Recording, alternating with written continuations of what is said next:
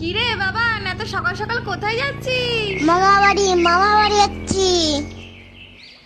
খাও বাবা খাও, বেশি কিছু করতে পারিনি। ও মিনু, জানা টেবিল ফ্যানটা নিয়ে আয়, তোর জামাইবাবুর গরম লাগছে যে। যাচ্ছি যাচ্ছি, আগে জিজুর ফটোটা তুলে নিই, ফেসবুকে পোস্ট করতে হবে তো। বাবাকে বড় থালায় দিলে, আমাকে ছোট থালায় দিলে কেন?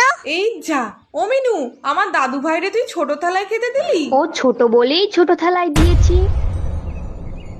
বাবার মতো আমাকেও মাছ ভাজাটা বড় দাও।